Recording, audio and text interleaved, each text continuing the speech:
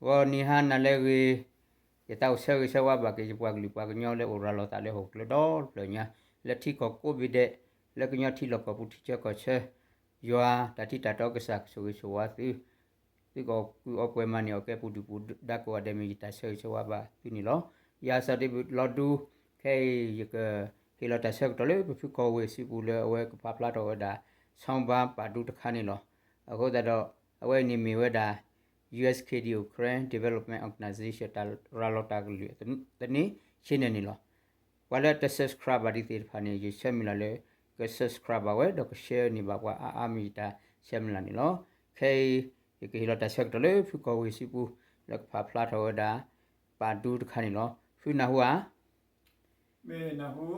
me fu ke pe lo ta se to le ni si pu le pa pla to ke so ba kha ni lo me 426 2021ကျွန်တော်ဟာကော်ဝေးပါဒီကနေ့ပြန်လာရဲ့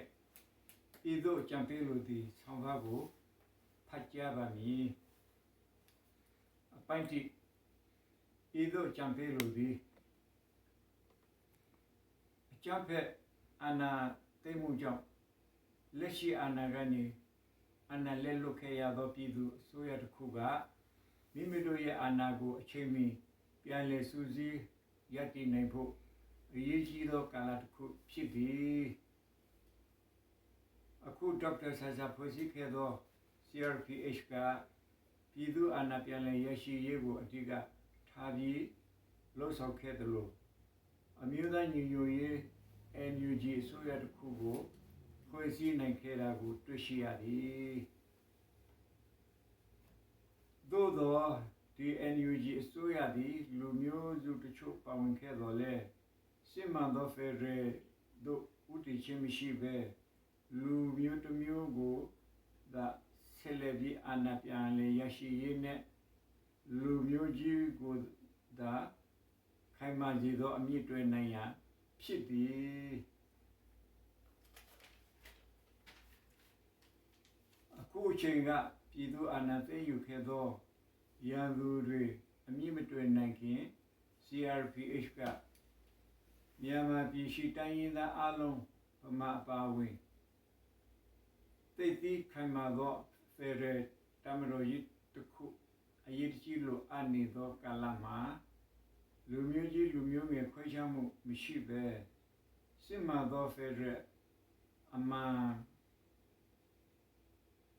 ပေါ်ပေါ်ရေးလို့အပ်နေပါသည်ဖက်ဒရယ်ဆိုရတစ်ခုဖြစ်လာဖို့ရာအောက်ခြေကစစ်မှန်သောဖက်ဒရယ်ဗမာပါဝင်ဖွဲ့စည်းတည်ထော်နိုင်ရာလိုအပ်လာပြီးပြည်내အားလုံးကိုစားစုရဖြစ်တဲ့ဘုဟုသို့ပို့ဆောင်ပြီးဖက်ဒရယ်ဆိုရတစ်ခုရရှိမှဖြစ်သည်စစ်မှန်သောပြည့်စုံသောလူမျိုးစုဖက်ဒရယ်ကိုမတည်ဆောက်နိုင်ပါကဖက်ဒရယ်တမတော်ဆိုတာပေါ်ပေါက်လာမည်မဟုတ်သလိုဖက်ဒရယ်ဆိုရလည်းပေါ်ပေါက်လာမည်မဟုတ်ပါစစ်မှန်သောဖက်ဒရယ်ဆိုတာလူမျိုးကြီးဖြစ်တဲ့ဗမာလူမျိုးဟာဗမာပြည်နယ်တစ်ခုတသမမရှိမှသာစစ်မှန်သောဖက်ဒရယ်တစ်ခုအခိုင်အမာရရှိမည်ဖြစ်ပြီးကြီးမားသောဖက်ဒရယ်တပ်ကကြီးမားသောစီးရဲနိုင်ငံရေးအင်အားတစ်ခုဖြစ်လာပြီးအာဏာသိမ်းရသူကိုထိထိမိမိဘက်ပေါင်းစုံမှထိုးနှက်တိုက်ခိုက်နိုင်မည်ဖြစ်ပြီးအပိုင်းတိဒီတို့ပြည်အပိုင်းဒီကိုမျော W lo we mi wa da pu ko we la USKD wa da ma ta so ba ka ro ta pe ti no pa ta ne the sibli ba pu ko we la pa pla ro ni kwa ba ka do pa du som ba ta khai e klo ko ro sibli ba do ma ni no W no pu no W W